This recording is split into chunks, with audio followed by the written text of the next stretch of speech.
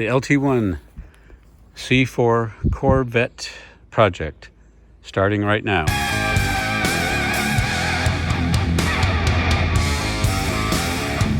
Hey everybody, this is Carl Elwine at Elwine Engines, and this is the very first video of a long project I got going. What I'm going to do is rebuild this engine. It's a 383, well built. It's got AI heads and cam. Owner just wants the engine looked over. There's nothing wrong with the engine. Maybe a little rumble in the balance, and that might be valve train. It might be the balance of the engine. So we'll figure that out. Access road. You might be able to hear the rumble.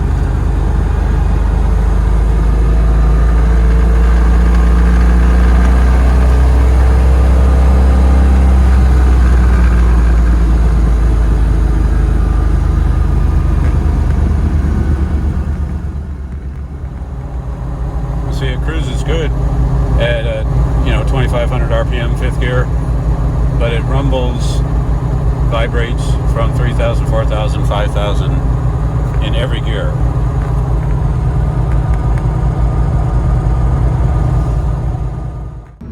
Hey everybody, it's narration time. I'm going to narrate through this engine pulling. I have never worked on a Corvette, a C4 Corvette, any Corvette. So what I do, thankfully I have a nice lift. I'm going to videotape and take pictures of everything. This will be for my memory when I put everything back together. I actually, when I disassembled items like the headers, I put the bolts right back where they came from. But there's that, it's not really a torque arm, but it's the transmission to rear housing. That was actually easier than I thought. The owner let me have his shop manual, and that helped me work my way through this. So I worked slowly.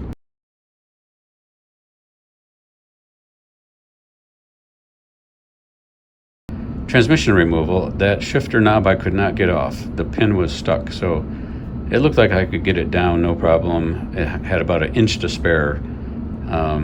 It would have been nice to have that shifter knob off, but it came out really easier than I thought. Check that out. Transmission's out. So after that, I figured the engine will come straight out.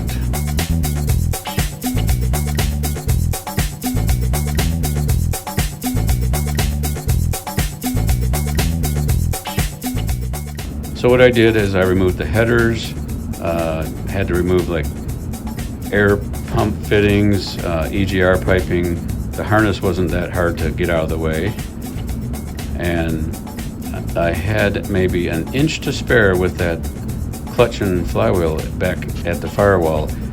All I had to do was kind of get it at the right angle, and there was the plug for the windshield wiper motor.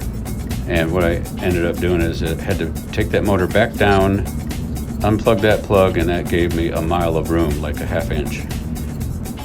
See, I just did it right there. So it ended up coming up straight up like I thought. I didn't have to take the damper off.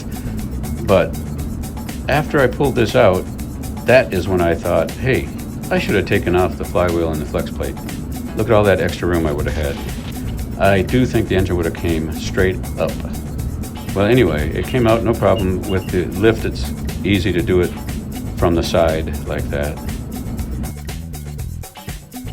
I checked it over. I videotaped right here everything. If I forget where things go, the engine will be torn apart and just worked over. There's really nothing wrong with the engine. Going to get the rotating assembly balance checked. It's going to get whatever else it needs, a fresh hone, new bearings, a thorough inspection. Photos coming up show some of the disassembly. So here we have the little bit of oily intake manifold, and that's that two-piece rear main crankshaft. It's a Cali's Compstar rotating assembly with a two-piece rear crankshaft, like the Gen 1 small block Chevys. Those are AI heads, a lot of carbon there, but nothing real bad with them.